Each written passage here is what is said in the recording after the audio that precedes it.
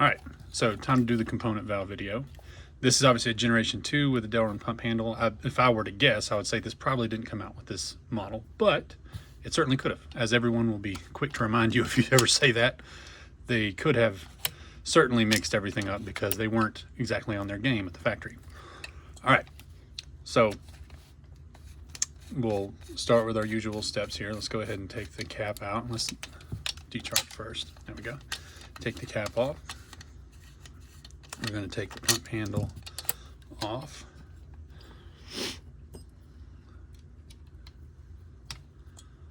All right, loosen that up.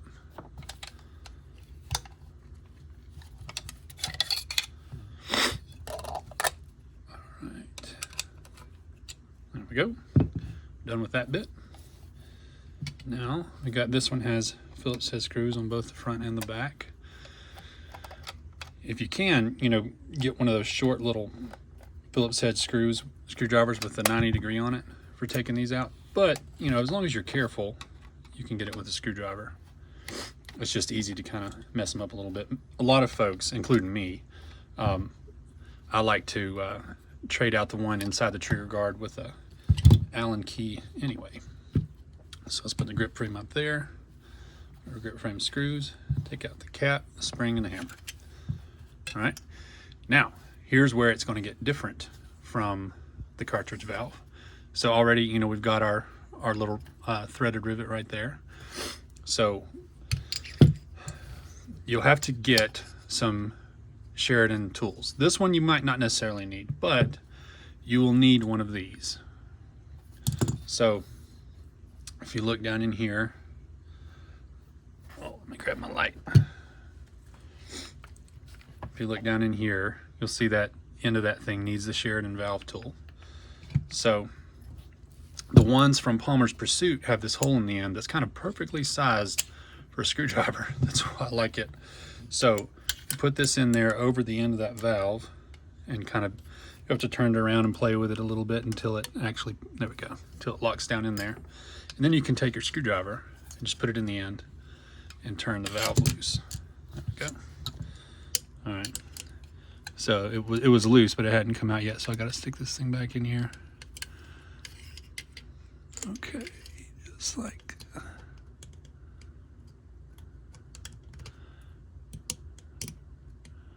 oh, come on.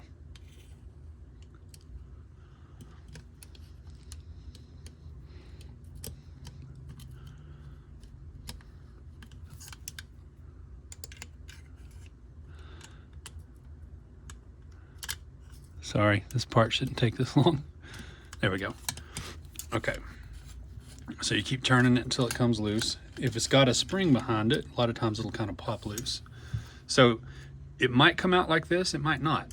And what you might find is that you're taking this thing out and this piece here comes loose. The rest of this stays in there. And you end up having a lead ring right here. And those were put on at the factory. If this valve had never been taken out, it would still have that lead ring around it at the factory. I personally can't stand those things, and I usually I'll have to get on there with a pick and kind of just pull at it until it starts to come loose and pull it out. And some folks say that they can get those things out without damaging them, where they can use them again.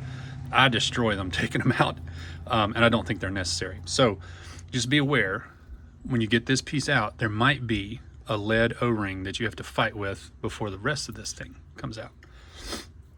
All right, now there is an O-ring, or at least should be an O-ring, still down in here that sets right in front of, let's see, let me get my other pick here.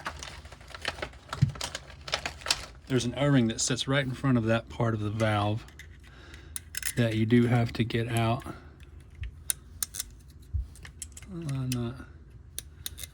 Hopefully it's, let me get my light.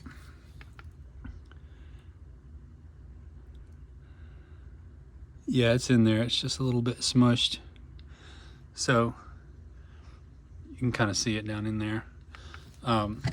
So this is one of those things that, you might end up having to fight with a little bit. That's an interesting little mark on there. Okay. So we'll try this a second longer and then we'll see if it pushes out from the top. That's not coming out. Okay. So let's see if we can knock it loose from here.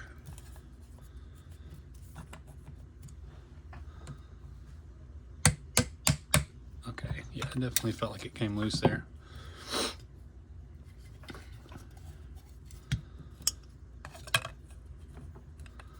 Everybody's got their own little tricks here. So I like to use this piece of PEX pipe, drop it in from the top, and that way I can just kind of tap it with the screwdriver.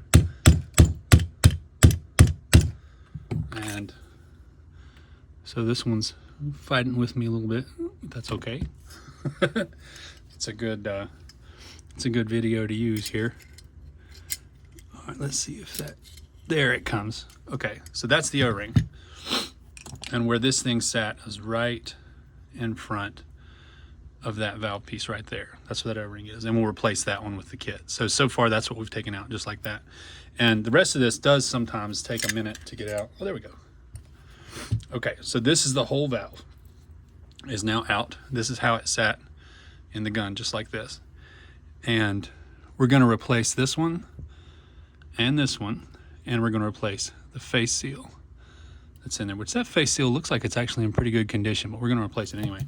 So here's the kit that you'll get for a component valve. It's just got 2 O-rings and the face seal. There we go. So what we're gonna do here is this one will come off pretty easy, and just like with the component valve, you want to check out your cup seal. Make sure you don't have any, try to get up here where you can see it. Make sure you don't have any little bits of metal or anything on there. That one looks fine. And this is a trimmed spring here, so that's interesting. So later on, if I were really trying to tune this one out and figure out what kind of velocities I could hit, this spring might end up being replaced in the end. I'm not sure what was going on there with that spring. All right, so this O-ring right here can be a fighter. It can be a hard one to get out. There we go. Yeah, this one's been on there for a while. That's how you know that I'm not staging these videos. It's because I'm actually having a fight with these O-rings. All right, there we go. So that's both O-rings are out now.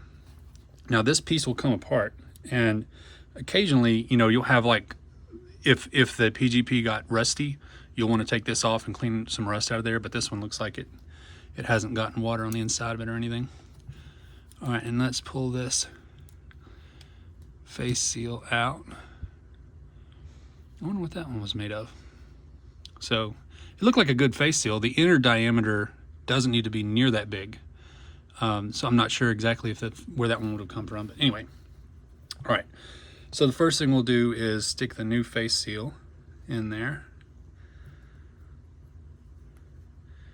And with the component valves, you do have to kind of fight with them for a minute to get it down in there, but they'll go. All right.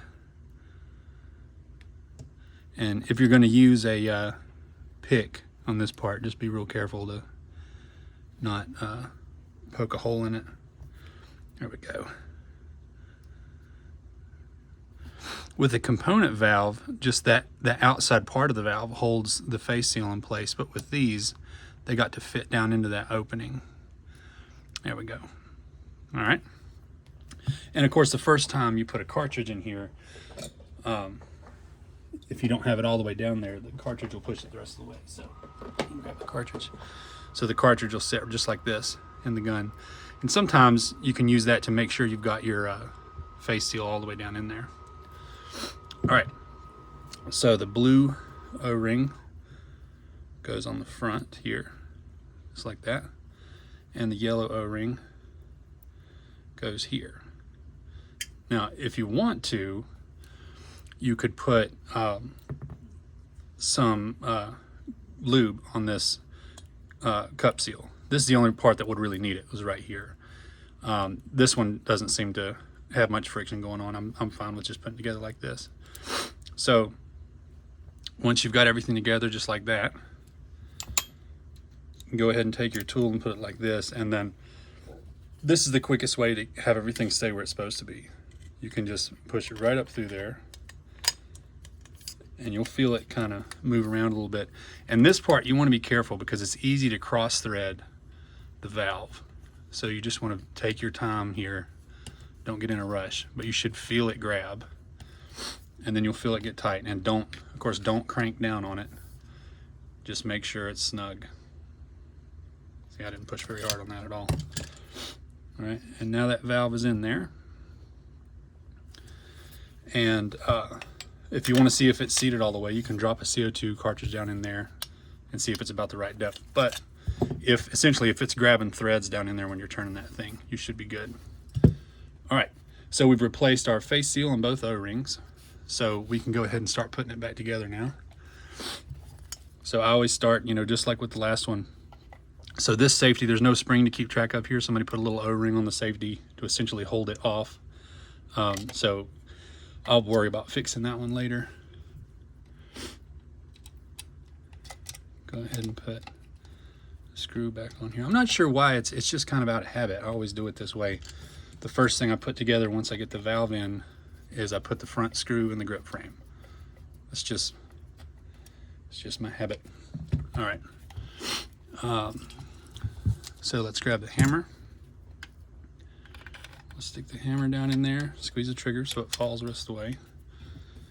Put the spring, and then put the cap, and then put the back grip frame screw.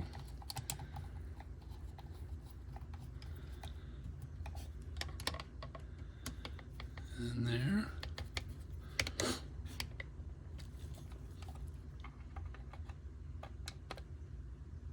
All right, and now we'll put the pump handle. Oh, we got to turn it first. There we go. Put the pump handle back on. Tighten down the screw.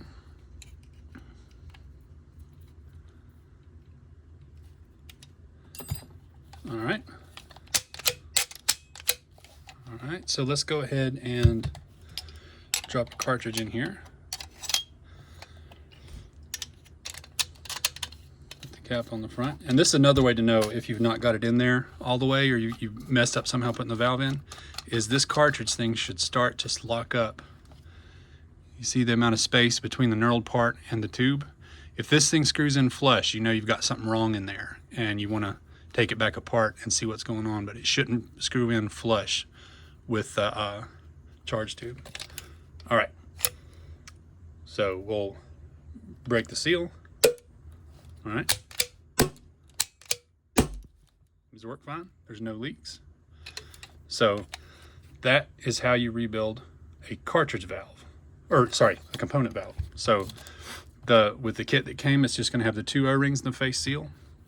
That's how you take it apart all the way down to the cartridge valve, or sorry, all the way down to the component valve. Take all those pieces apart and put them back together. So the only thing really that you just want to make sure you do is get something for working with that valve. And there's a few different places you can get tools that essentially will do that. And there's a few videos online about how to make your own valve tool.